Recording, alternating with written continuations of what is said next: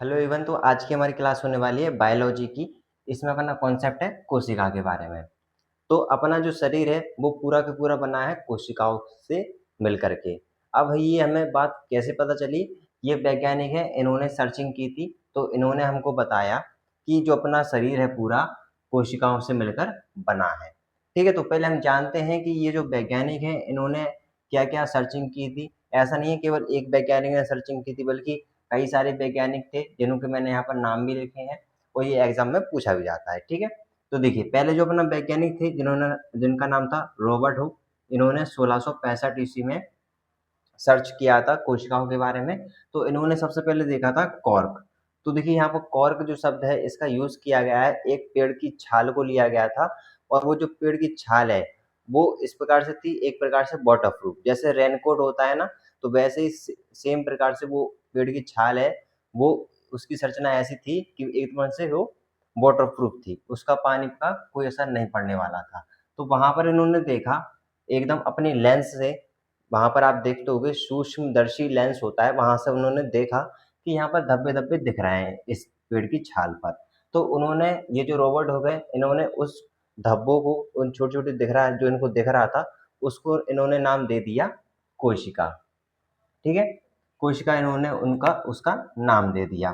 तो इन्होंने जो यहाँ पर जो नॉलेज इकट्ठी की थी, तो वहां पर इन्होंने एक पुस्तक लिखी जिसको बोलते हैं हम माइक्रोग्राफिया। ये पुस्तक है, इन्होंने लिखी थी रॉबर्ट हुक ने। और जो रॉबर्ट हुक है इन्होंने मृत कोशिका देखी थी, जीवित नहीं देखी थी, मृत देखी थी। ठीक है, मृत कोशिका। उसके बाद इन्होंने देख लिया तो फिर इनको देख करके एक और वैज्ञानिक है, उन्होंने कही इन्होंने इतना सर्च कर लिया तो हम भी सर्च करके देखें, क्या पता मुझे भी कुछ मिल जाए। तो उसके बाद आए ये वाले वैज्ञानिक जिनका नाम था लिव्यूवेन हॉक। इनका पूरा नाम है एंटोनी वॉन, और फिर आगे है लिव्यूवेन हॉक, ये आता है एग्जाम में। तो इन्होंने किया था 1674 ईस्वी में सर्चिंग की थी कोशिकाओं को लेकर के। फिर इन्होंने जो सर्चिंग की थी इनको प्राप्त हुई थी जीवित कोशिका। इन्होंने अपने लेंस से देखा, एक लेंस होता है जिसमें देखिए आपने देखा होगा कुछ इस प्रकार की आकृति रहती है लेंस की, कुछ ऐसा रहता है एक स्टैंड टाइप का, और यहाँ पर लेंस लगा रहता है और यहाँ पर हम कुछ पदार्थ रखते हैं जिन्हें हम देखते हैं, यहाँ से हम देखते हैं। ठीक है, कुछ इस प्रकार का रहता है जिसको हम सूक्ष्मदर्शी लेंस कहते हैं। ये जो वैज्ञानिक है इन्होंने जीवित कोशिका देखी थी, जीवित कोशिका। तो ये कंफर्म हो गया था कि जो अपना शरीर है, भाई अपन भी जैसे पेड़ पौधे हैं वो भी एक जीवित प्राणी में आते हैं। तो ऐसे ही फिर उन्होंने दिमाग लगाया कि जो पेड़ पौधे हैं उनमें तो कोशिका पाई जा रही है, तो जो जीवित प्राणी है उनमें भी कोशिका पाई जाएगी। तो यहाँ पर जो है अपना शरीर और पेड़ पौधे और जानवर भी, सारे जो है जीव कोशिकाओं से मिलकर बने हैं। बस थोड़ी बहुत संरचना हो सकती है अलग, लेकिन कोशिकाओं से मिलकर बने हैं। तो मृत कोशिका की खोज इन्होंने देखा रॉबर्ट हुक ने, और जीवित कोशिका है इन्होंने देखा ल्यूविवेन हॉक ने। कौन सी सन में यहाँ पर सर्चिंग किया हुआ था? 1674 में। फिर उसके बाद आए स्लाइडेन एवं शॉवान। सन 1838 से लेकर 39 तक इनकी खोज चली, ये वैज्ञानिक की। और इन्हीं वैज्ञानिकों ने ये कंफर्म कर दिया था जितने भी जीव हैं वो सारे के सारे कोशिकाओं से मिलकर बने हुए हैं, और इन्हीं वैज्ञानिक ने ही कोशिका की परिभाषा दी थी। तो मैं आपको बता देता हूँ परिभाषा, तो आप समझ जाओगे कि कोशिकाओं की परिभाषा अगर पूछ लिया जाए एग्जाम में तो आप बता दोगे। देखिए, कोशिका जीवन की आधारभूत संरचनात्मक एवं क्रियात्मक इकाई है। तो ये हो गई अपनी कोशिका की परिभाषा। तो यहाँ पर जो शब्द का यूज किया है संरचनात्मक, और एक शब्द का यूज किया है जिसका नाम है क्रियात्मक। देखिए, इसका संरचनात्मक का मतलब है कि जो कोशिका है वो जीवों को बढ़ाने और उनकी संरचना देने में, यानी उनकी आकृति को बड़ा करने में या उसका विकास करने में मददगार होती है कोशिका। क्रियात्मक क्यों कहा गया है? क्योंकि ये शरीर में क्रिया करती है जिससे कि हम चल फिर सकते हैं, दौड़ सकते हैं, यानी जो जितनी भी गतिविधि है वो उसके बारे में यहाँ पर कहा गया है कि ये क्रियात्मक है। और हाँ, ये भी कहा गया है, ये वैज्ञानिक ये भी कहा था कि जो कोशिका है,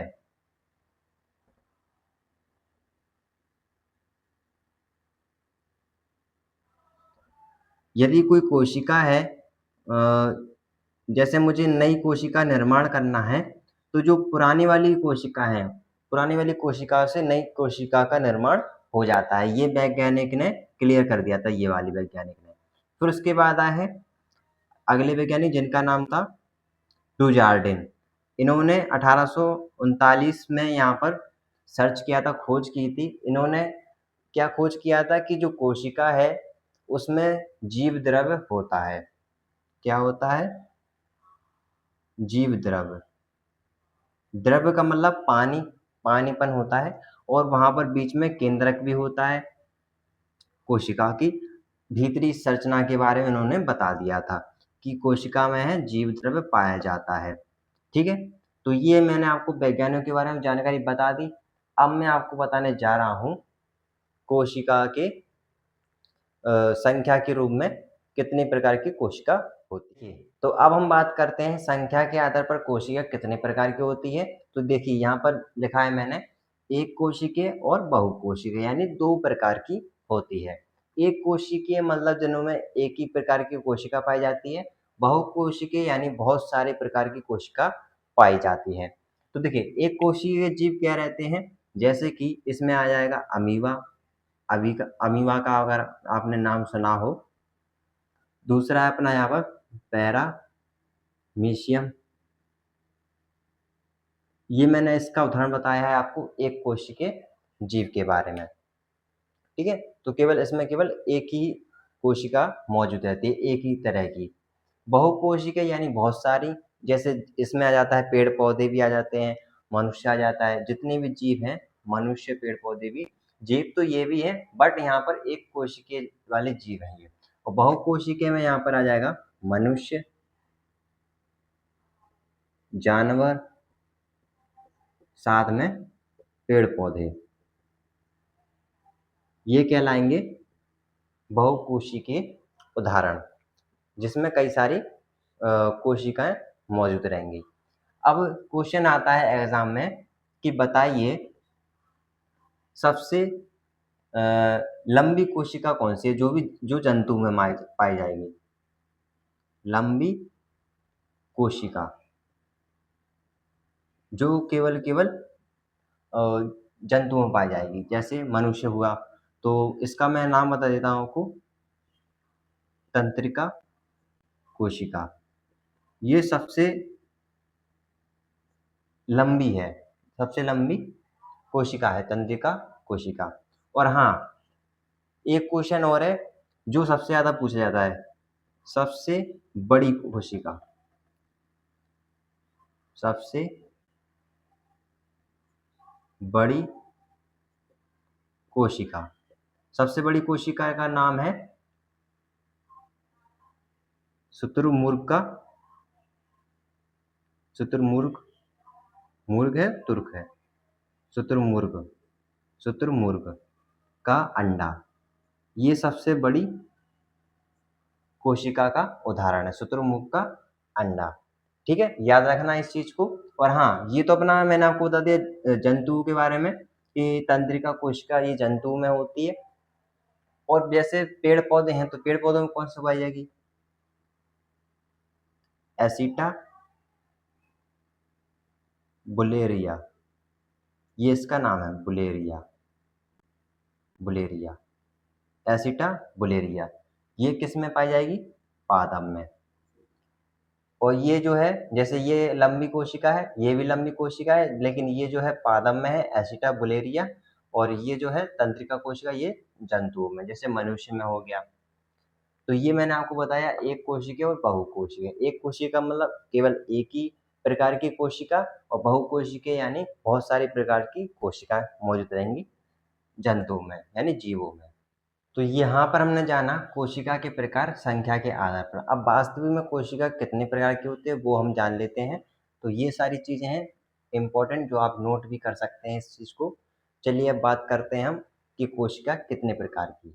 तो यहाँ पर देखिए कोशिका का प्रकार मैंने यहाँ पर लिखा, पहला प्रकार है जिसका नाम है प्रोकैरियोटिक दूसरा प्रकार है यूकेरियोटिक कोशिका। ये दोनों प्रकार हो गए। लेकिन इससे पहले मैं आपको एक इम्पोर्टेंट बात बता देता हूँ, कोशिका की संरचना। ठीक है, तो कोशिका की संरचना कैसी रहती है पहले वो जान लेते हैं, तब जाके ये समझ पाएंगे आप दोनों प्रकारों को। तो देखिए, कोशिका की जो संरचना है वो सबसे पहले विभाजित है किसमें, कि उसकी जो बाहरी परत है वो किस प्रकार की रहती है। जैसे कि यदि मैं पेड़ पौधों में देखूं, यानी पादप, पादप को क्या बोलते हैं, पेड़ पौधे। तो पेड़ पौधों में देखूं तो यहाँ पर बाहरी जो आवरण रहता है ना, उसको बोलते हैं कोशिका भित्ति। अब ये कोशिका भित्ति क्या होती है, ये पेड़ पौधों का बाहरी आवरण रहता है एक प्रकार से कठोर, यानी सिक्योर करने वाला, कोशिका को बचाने वाला, मतलब कि उसको सिक्योर कर। जैसे मेरी ये त्वचा है, त्वचा के ऊपर ये खाल देख रहे हैं आप, तो ये प्रकार से अंदर की जितनी भी मेरी गतिविधि चल रही है शरीर के अंदर, उसको प्रोटेक्ट करती है, यानी बचाती है। तो उसी प्रकार से ये कोशिका भित्ति है जो अंदर के मटेरियल को, पादप के अंदर के मटेरियल को बचाती है, यानी सुरक्षात्मक परत जमाती है ना। कोशिका भित्ति जो पेड़ पौधों में पाई जाती है और ये प्रकार से मजबूत एवं कठोर होती है। उसके बाद बात करते हैं जीव।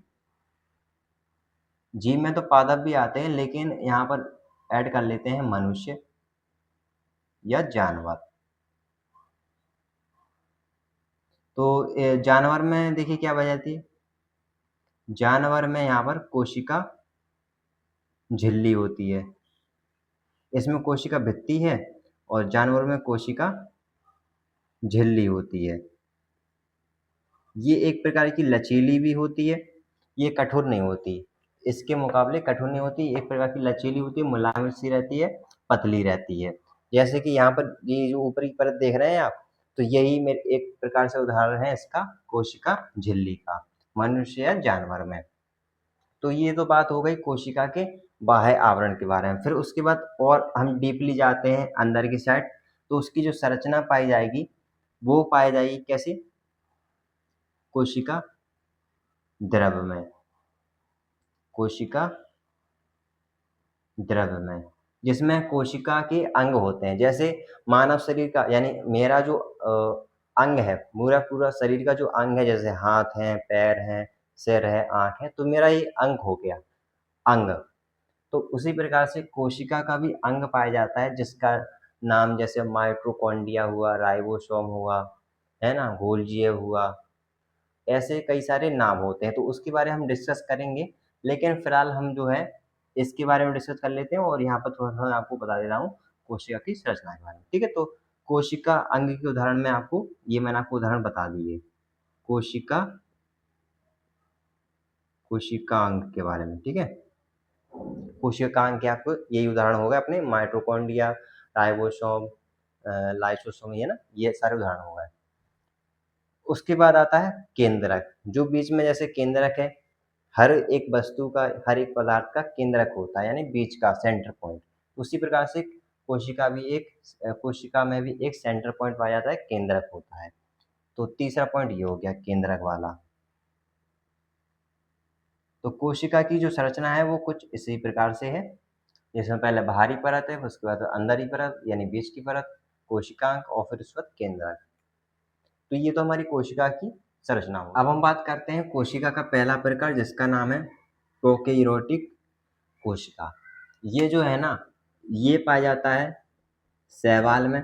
मैंने आपको डिस्कस किया था शैवाल क्या होता है ना। उसके बाद अपना आता है जीवाणु,